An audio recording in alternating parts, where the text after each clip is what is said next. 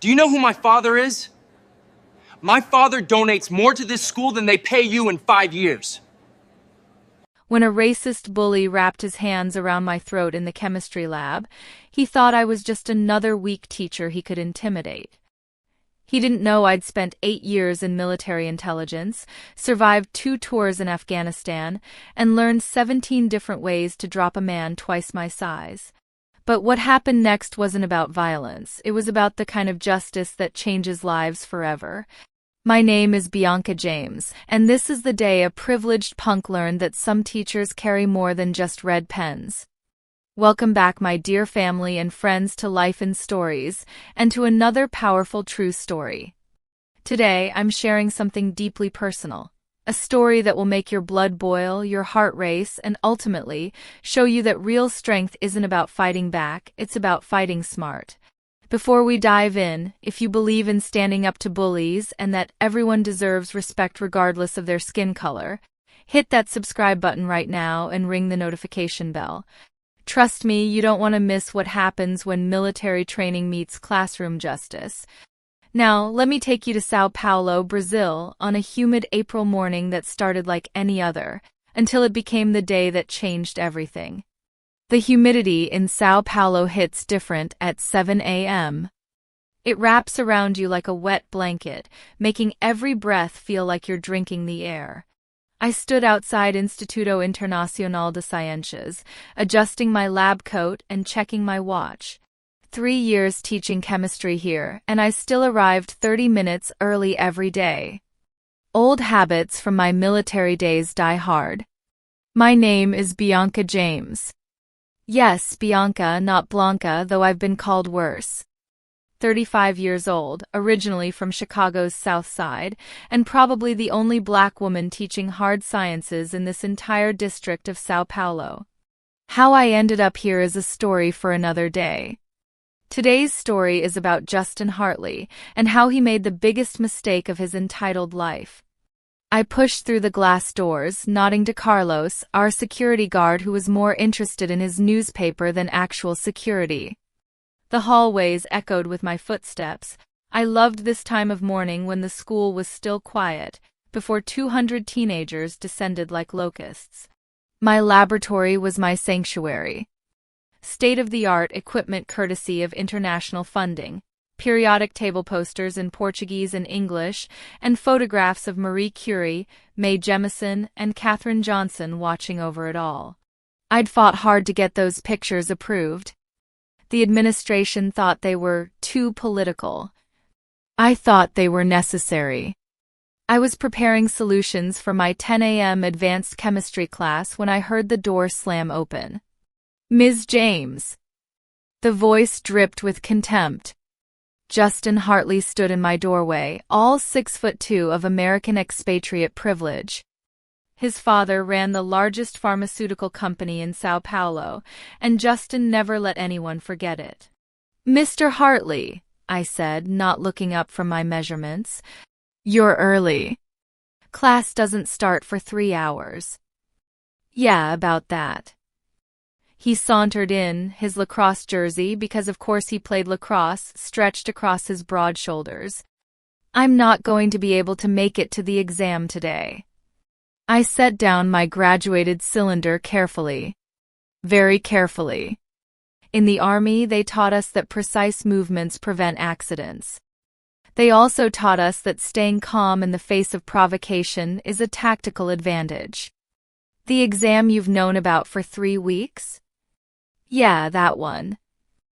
He leaned against my desk, knocking over a stack of graded papers. He didn't bother to pick them up. My dad's got this thing at the country club. Important business stuff. You understand? I understand that you're asking for special treatment, and the answer is no. His face flushed red. Justin wasn't used to hearing no from anyone, especially not from someone like me. I'd seen that look before, in Alabama during basic training, in Afghanistan when locals wouldn't defer to American soldiers, and now here in São Paulo's elite international school where my very presence was an affront to some people's worldview.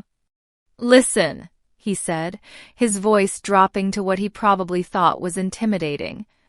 Maybe you don't understand how things work here. My father donates more to this school than they pay you in 5 years. Your father's generosity is appreciated, I said, turning back to my solutions. It doesn't change my exam policy. You know what your problem is? He pushed off from the desk, stepping closer. You think you're special. Coming down here, acting like you're better than everyone. I could smell his cologne, something expensive and overwhelming. Probably worth more than my monthly grocery budget. Mr. Hartley, please leave my laboratory. Come back at 10 a.m. for your exam. Or what? He laughed, an ugly sound. You'll report me? To who? Principal Morrison, who plays golf with my dad every Sunday? Or maybe to the school board where my mother sits. This was the game he'd been playing since I arrived. Little comments about my hair being unprofessional when I wore it natural. Jokes about how I must have gotten my position through diversity quotas. Anonymous complaints that my teaching style was too aggressive when I demanded the same excellence from him that I did from every other student. I'm asking you once more to leave, I said, my voice steady. Captain James, they used to call me. Ice Queen. Stone Face. They never knew my hands were shaking under the table, that every controlled breath was a choice not to escalate. You know what? No. He moved closer, and I could see his pupils were dilated. Was he high? Drunk? Or just riding the adrenaline of his own arrogance? I'm sick of you people coming to our country, taking our jobs, acting like you own the place. Our country. I almost laughed. Justin, you're from Connecticut. You've been in Brazil for what, 2 years? Longer than you, he spat. And at least I belong here. Not like some affirmative action hire who probably can't even choose your next words very carefully, I said, finally turning to face him fully. Something in my stance must have registered in his cocaine-addled brain, the way I'd shifted my weight to the balls of my feet, how my hands hung loose at my sides, the absolute calm in my eyes. For a moment, he hesitated. But privilege and prejudice make people stupid. What are you going to do? Hit me? Go ahead. My father will have you deported so fast. I'm not going to hit you, Justin. I'm going to fail you for missing the exam, and then I'm going to continue preparing for my class. You're going to leave, sleep off whatever you're on, and hopefully make better choices. You fucking... He lunged forward, and time slowed down the way it always did in these moments. 8 years of military service, including 2 tours in Afghanistan, had carved certain responses into my muscle memory. But I wasn't Captain James anymore. I was Ms. James, chemistry teacher, and I had about half a second to decide how this would go. I stepped back, hands up in a placating gesture. Justin, stop. Think about what you're doing. I'm done thinking. His hand shot out, and before I could move again, his fingers wrapped around my throat. The thing about being grabbed by the throat is that you have approximately 3 to 5 seconds before your brain starts demanding oxygen. That's plenty of time if you know what you're doing. And I knew exactly what I was doing. My left hand came up and trapped his wrist while my right hand found the pressure point in his elbow. A simple joint manipulation aikido, not army combatives. I wanted to control, not damage. His grip loosened as his arm bent at an angle it wasn't meant to, and I stepped into his space, using his momentum to guide him face first onto the lab table. Ow. What the fuck? Let go. I held him there, his arm locked behind his back, my knee preventing him from pushing up. Justin, listen to me very carefully. I'm going to let you up. You're going to walk out of this room and go directly to the nurse's office. You're going to tell her you need a drug test. Do you understand? Get off me, you crazy, I applied a little more pressure to his wrist. Just enough to get his attention. Do you understand? Yes. Jesus, yes. I released him and stepped back, hands visible and non-threatening. He scrambled up, his face red with rage and humiliation, cradling his arm. You're done, he snarled. You're so fucking done.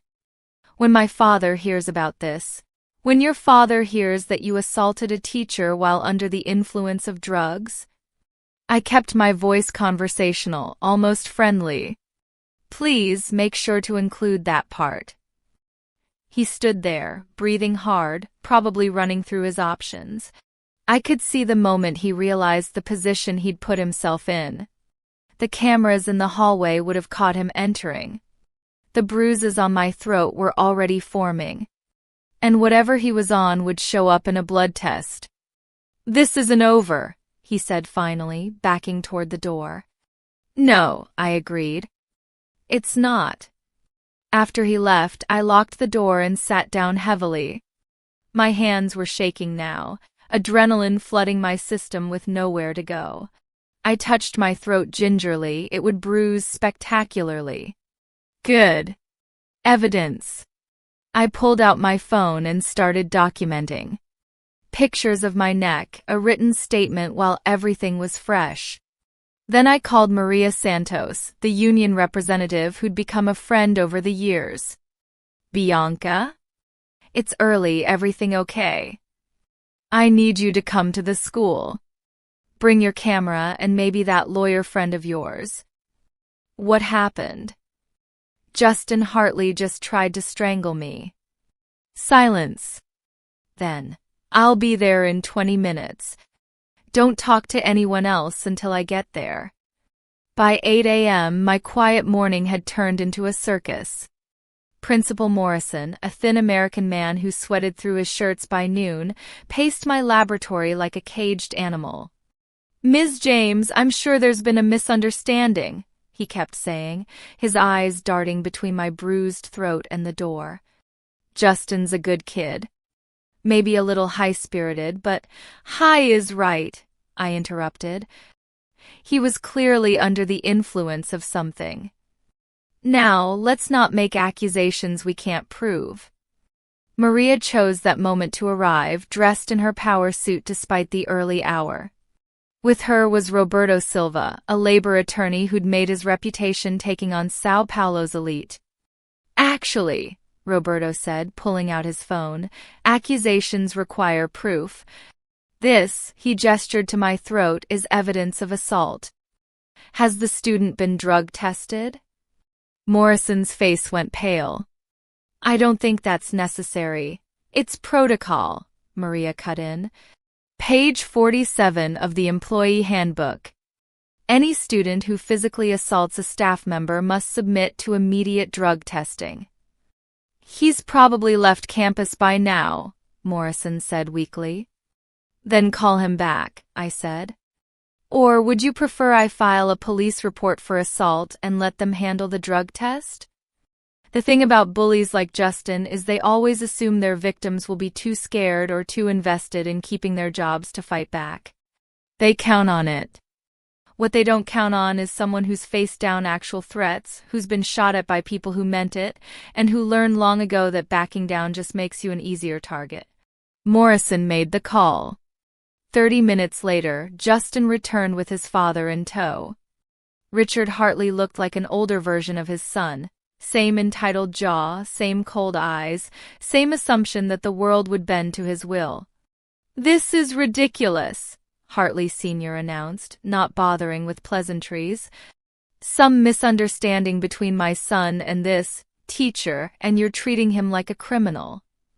Your son assaulted me, I said calmly. That is criminal. He turned to me, really looking at me for the first time.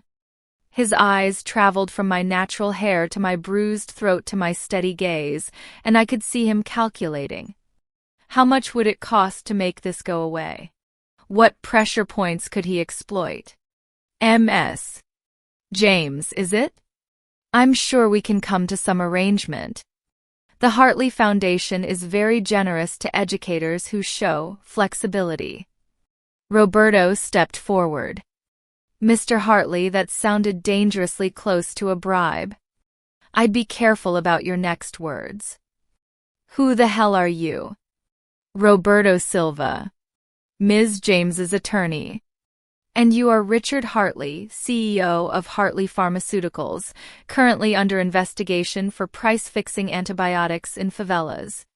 I believe the federal police raided your offices last month. Hartley's face flushed.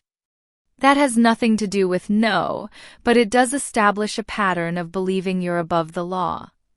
Roberto smiled pleasantly. Now your son is going to take that drug test. We're going to review the security footage. And then we're going to discuss consequences. My son doesn't take drug tests like some common criminal, I suggested. Because that's what someone becomes when they assault another person. Justin, who'd been uncharacteristically quiet, suddenly exploded. She attacked me. Look at my arm. Self-defense, I said. After you grabbed my throat. Prove it. Morrison cleared his throat. Actually, the security system does cover the hallway outside the laboratory. And the new cameras have audio. The room went very quiet. I hadn't known about the audio, but I kept my expression neutral. Thank you, universe. Let's review that footage, shall we? Maria suggested sweetly. The security office was cramped and smelled like stale coffee and disappointment. We crowded around the monitor as Carlos, suddenly very interested in doing his job properly, pulled up the footage. There I was, arriving early as always. Timestamp, 6:47 a.m. Fast forward to 7:23 a.m., Justin storming down the hallway, clearly agitated. The audio was muffled but audible. Turn it up, Roberto instructed. We watched Justin enter my lab. Heard the entire exchange. His threats, his racist comments, my calm responses. Then the moment he lunged at me, his hand going to my throat. Stop it there, Roberto said.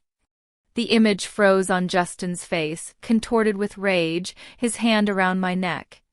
Mr. Hartley, would you like to reconsider your son's version of events? Richard Hartley's face had gone from red to white. He was provoked. She must have said no to him? I asked.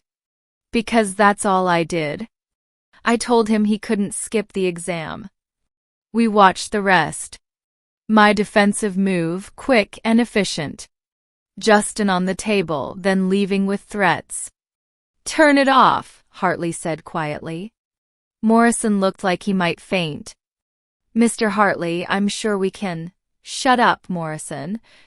Hartley turned to his son. You idiot.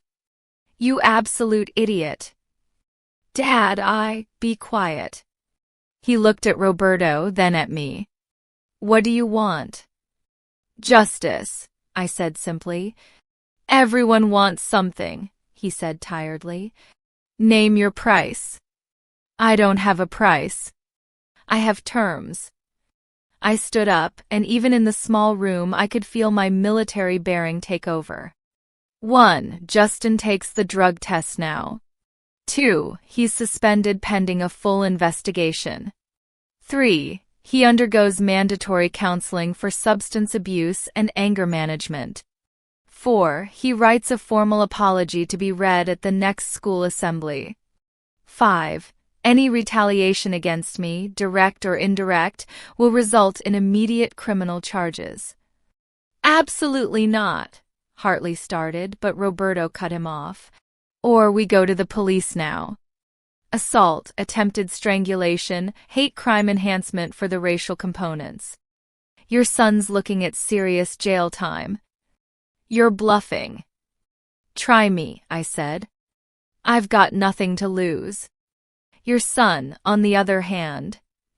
Justin chose that moment to speak up. Dad, I don't feel good. We all turned to look at him. Sweat was pouring down his face, and his pupils were pinpoints. "What did you take?" his father demanded. "Nothing. Maybe some Adderall. And something else. From that guy at the club." "You stupid," Hartley caught himself. "We need to get him to a hospital." "After the drug test," Maria said firmly. "Carlos, please escort Mr. Hartley Jr. to the nurse's office." "This is cruel," Hartley protested. "No," I said. "Cruel is being strangled for doing your job. This is consequences." The drug test was positive for amphetamines and cocaine. Justin was suspended indefinitely. The story spread through the school like wildfire, growing in the telling. By lunch, I'd apparently taken down 5 attackers with my bare hands while reciting the periodic table. I sat in my empty classroom during what should have been the exam period, grading papers from my other classes. A soft knock interrupted me. "Come in." A girl entered, Lucia Fernandez, one of my best students. She was Brazilian, from a middle-class family, here on academic scholarship. She clutched her books like a shield. "Ms. James? I heard what happened. Are you okay?" I touched my throat unconsciously. The bruises had darkened to an ugly purple. "I'm fine, Lucia. Thank you for asking. Is it true you were in the military?" "Yes. I served for 8 years. She nodded, processing this. "My brother says you must have been special forces or something. The way you handled Justin." "Just regular army," I said with a small smile. "Military intelligence. Nothing as exciting as your brother thinks." "Why did you become a teacher?" It was a question I'd been asked before, but something in her earnest face made me answer honestly. Because I got tired of fighting wars. I wanted to build something instead of destroying it. Education is how we change the world, Lucia. One mind at a time. She was quiet for a moment. "Justin used to say things. About you. About how you didn't belong here." "I know. But you stayed anyway. Where would we be if we only stayed where people wanted us?" I asked.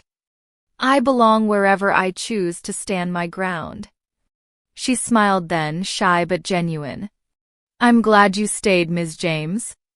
You make us believe we can be more than what others expect." After she left, I sat in the quiet of my classroom, thinking about choices and consequences. My phone buzzed with messages, some supportive, others not so much. The expatriate community was divided. Some were appalled by Justin's behavior. Others whispered that I should have handled it more diplomatically. Diplomatic. As if there was a diplomatic way to respond to hands around your throat. That evening, I met Maria and Roberto at a small restaurant in Vila Madalena, away from the expatriate haunts. Over caipirinhas and feijoada, we discussed next steps. "Hartley's lawyer called," Roberto said. "They want to settle." Quietly. "Of course they do." I pushed beans around my plate. "What's their offer?" 6 months' salary, a glowing recommendation, and you find another position. Preferably in another city. Maria snorted. "They want to buy her silence and ship her out." Typical.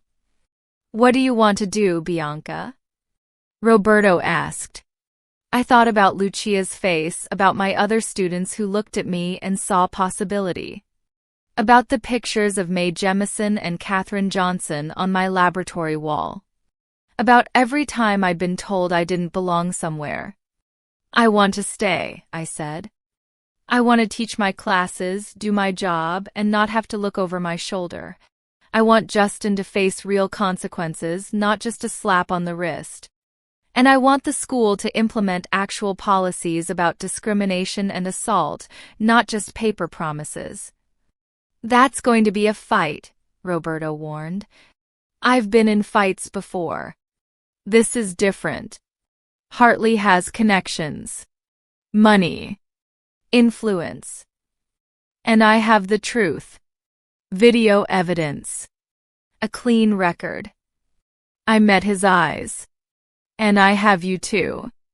Is that enough? Maria raised her glass. To fighting the good fight. We clinked glasses, but I could see the worry in their eyes. They knew what I was up against. The Hartleys of the world didn't lose often, and when they did, they made sure everyone involved paid a price. The next morning, I arrived at school to find my laboratory vandalized. Nothing destroyed that would be too obvious. But things moved, disturbed. My personal items rifled through. A message. I documented everything, then cleaned up and prepared for my classes. My first period students entered nervously, unsure how to act. I started the lesson as if nothing had happened. Today we're discussing chemical reactions. Can anyone tell me what happens when you combine sodium and water? A tentative hand. It explodes. Violently, I confirmed. The sodium reacts with the water to produce hydrogen gas and heat. The heat ignites the hydrogen, causing the explosion. It's a perfect example of how volatile things can become when you combine reactive elements. I saw some of them exchange glances, catching the metaphor. But here's the interesting part, I continued. If you handle sodium properly, with respect and proper safety equipment, you can harness that reaction. Use it productively. The same element that explodes can also be used to create useful compounds. It's all about approach and control. Like people, someone asked. Chemistry applies to everything, I said with a small smile, including people. The day continued normally until lunch, when Principal Morrison appeared at my door. Ms. James, there's been a development. I followed him to his office, where Richard Hartley waited with a woman I didn't recognize. She was tall, elegant, with the kind of understated wealth that whispered rather than shouted. Ms. James, Morrison said nervously, this is Isabella Hartley, Justin's mother. She stood, extending a manicured hand. Ms. James. I apologize for not coming sooner. I was in Europe when this incident occurred. I shook her hand, noting the firm grip. Mrs. Hartley. Please sit. She waited until we were all seated before continuing. I've reviewed the security footage. I've also reviewed my son's drug test results and his behavioral record, which my husband apparently never bothered to examine.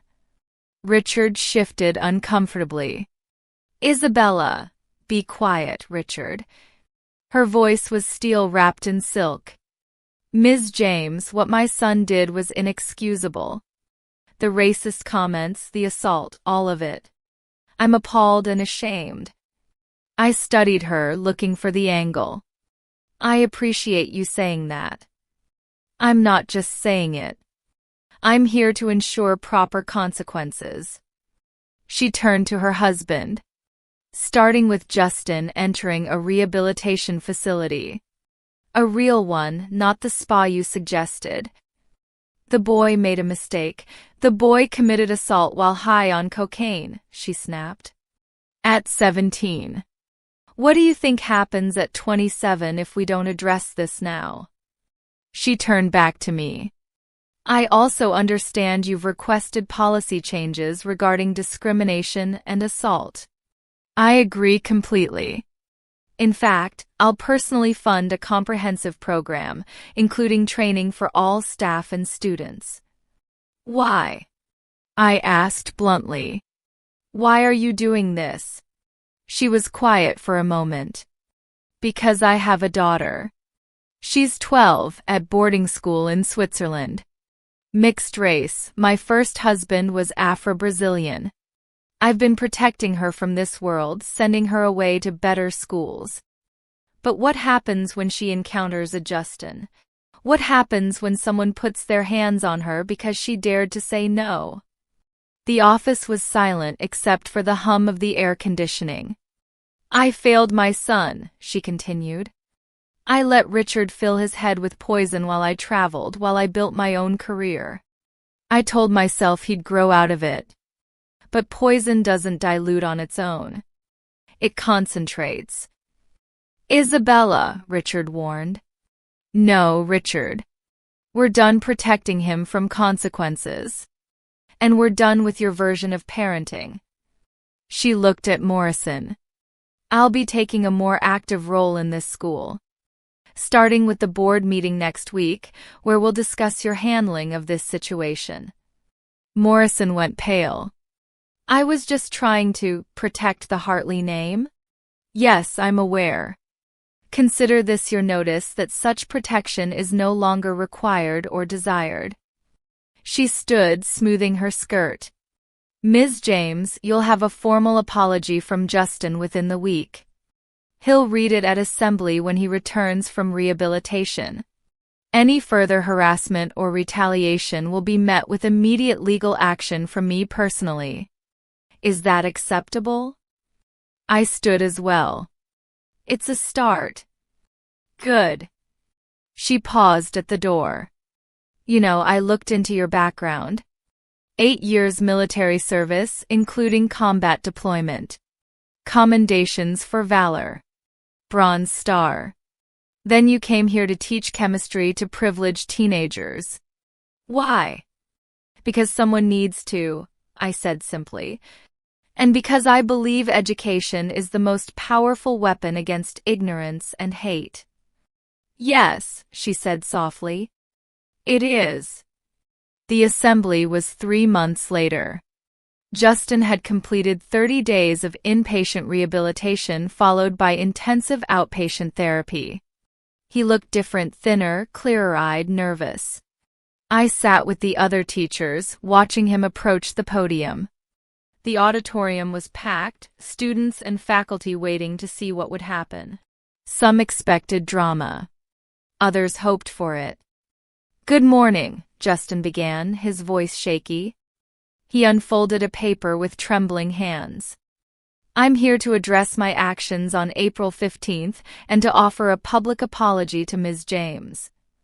He looked up, finding me in the crowd. Ms. James, I assaulted you. I put my hands on you in anger because you upheld academic standards that I thought I was above. I used racist language and threats because I believed my family's position gave me that right. I was wrong on every count. The auditorium was dead silent.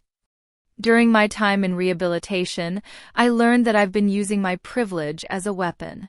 I've hidden behind my father's money and influence to avoid consequences for my actions. I've treated people as less than human because of their race, their gender, their position. This stops now. He folded the paper, speaking directly now. Ms. James, you could have pressed charges. You could have destroyed my future. Instead, you offered me a chance to face my problems and change. I'm grateful for that mercy, and I'm committed to earning it. He paused, swallowing hard. To my fellow students, I encourage you to learn from my mistakes.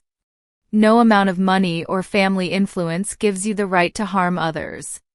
And to those I've hurt or intimidated over the years, I'm sorry. I'll be working to make amends. He left the podium to scattered, uncertain applause.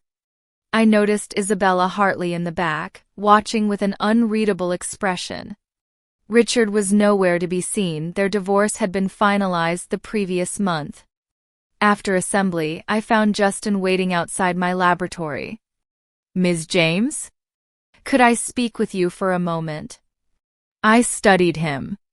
The arrogance was gone, replaced by something raw and uncertain. Come in. He entered the space where he'd attacked me, his discomfort obvious. I wanted to thank you for not giving up on me entirely. I didn't do it for you, I said honestly. I did it for every student who needs to see that actions have consequences, but also that people can change if they're willing to do the work. Am I capable of change? That's up to you, Justin. Every day you'll make choices, small ones and big ones. Those choices will determine who you become. My therapist says I have a lot of work to do. Unpacking my biases, my anger, my substance abuse issues. That's a good start. He shifted nervously. I was wondering. I understand if you say no. But would you be willing to tutor me? For the chemistry I missed?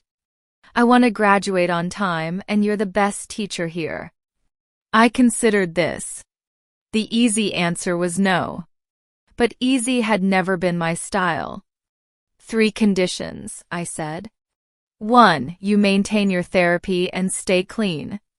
2, you volunteer 20 hours a month at a community center in the favelas, teaching science to kids who can't afford schools like this. 3, you never mistake my willingness to teach you for forgiveness. That's something you'll have to earn over time. Yes, he said immediately. Yes to all of it. Then we start Monday. 4 p.m. Don't be late. 6 months later, I stood in my laboratory grading final exams. The bruises had long faded, but the changes remained. The school had implemented comprehensive anti-discrimination policies. Isabella Hartley had funded a scholarship program for underprivileged students. And Justin? He was graduating with honors, headed to university to study chemical engineering. He'd kept every condition of our agreement. More than that, he'd exceeded them. The kids at the community center adored him, calling him Professor Justin and hanging on his every word as he made volcanoes out of baking soda and vinegar. Ms. James. Lucia appeared at my door, beaming. I got in. Full scholarship to MIT. I hugged her, feeling a surge of pride. I knew you would. You're going to change the world, Lucia. Because you showed me I could. As she left, I thought about the strange paths life takes. A racist bully had grabbed my throat, thinking I was weak. He'd learned otherwise, but more importantly, he'd learned why he was wrong.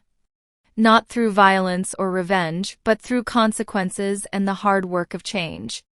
My phone buzzed. A message from Isabella. Bringing my daughter to visit next week. She wants to meet the teacher who stood up to her stepbrother. I told her you're the kind of woman I want her to become. I smiled, looking around my laboratory. Pictures of scientific pioneers still watched from the walls, but now they were joined by photos of my students at science fairs, community projects, graduation. Building something instead of destroying it. Another message, this one from Justin. Kids at the center want to know if you'll judge their science fair next month. I told them you're tough but fair. They said that's exactly what they want. Outside, São Paulo's humidity was building toward an afternoon storm. But in my laboratory, surrounded by the controlled chaos of chemistry and the promise of young minds eager to learn, I felt nothing but clear skies ahead. The day Justin Hartley grabbed my throat, he thought he was ending something. Instead, he'd started a chain reaction that transformed not just him, but an entire community. Chemistry in action, volatile elements combining to create something useful, even beautiful. Sometimes the best response to hatred isn't more hatred. Sometimes it's showing someone a mirror and asking if they like what they see. And sometimes, just sometimes, they decide to become someone better. As I locked up for the day, I touched my throat reflexively. No bruises, no pain. Just the memory of a moment when everything could have gone wrong but didn't. Because I chose control over chaos, justice over revenge, and education over ignorance. My name is Bianca James. I'm a chemistry teacher, former soldier, and proof that standing your ground doesn't always mean standing alone. Sometimes it means showing others where to stand beside you. Thank you for joining me on this powerful journey of justice, redemption, and the transformative power of education. If this story resonated with you, if you believe in standing up to bullies, in the possibility of change, and in the strength that comes from choosing wisdom over vengeance, please hit that subscribe button and ring the notification bell. Share this story with someone who needs to hear it. Remember, we all have the power to create change, one choice at a time. Until next time, stay strong, stay wise, and never let anyone make you feel like you don't belong. This is Bianca James, reminding you that sometimes the best chemistry happens when we combine justice with mercy.